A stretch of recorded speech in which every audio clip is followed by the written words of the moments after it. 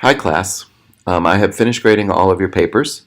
You did a good job in this initial first task. The people who looked at the sample paper, I think, understood the formatting a little bit better. You could see how APA is formatted, how you do citations.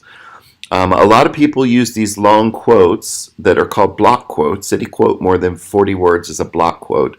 Those need to be indented, and for quotes you always need a page number. That's an APA standard, and you can see that in your APA manual, especially if you look at the sample papers in the front of the manual. If you go to the APA website, the OWL at Purdue, you can also see sample papers. So you may want to look at those to make sure that you're formatting things correctly and that you have things in the right APA style. Now, as far as topics, most people have good topics, but there were some people that overgeneralized or used sources that led them into directions where they would make grand statements. You can't make a statement like, all universities in the U.S. have low standards for student achievement. Or the current trend in the United States is to move towards more peanut eating.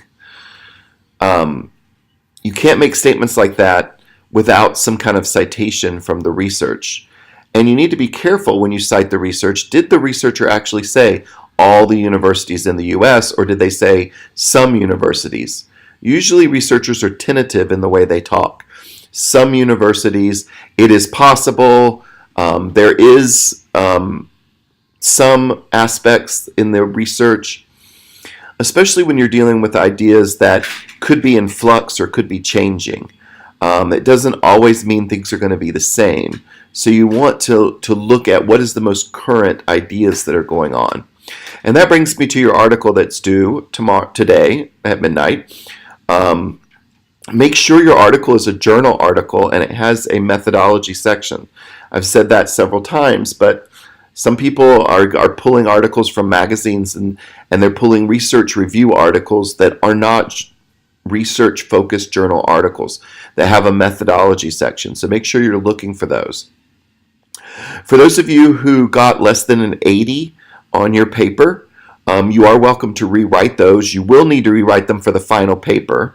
All of the papers in this class go into the final paper. So you're going to build your final paper using the papers you've done so far in this class. So if your paper isn't perfect or isn't as good as you want it to be, you're going to need to rewrite it for the final paper. I do allow those who made less than an 80 on their paper to rewrite it and resubmit it to this link, and I will give you more points. Now, you're not going to make more than 10 points, but 10 points can really help to pull up your grade. However, it will help you in the final paper because you'll have a better idea that you're on the right track for the final paper.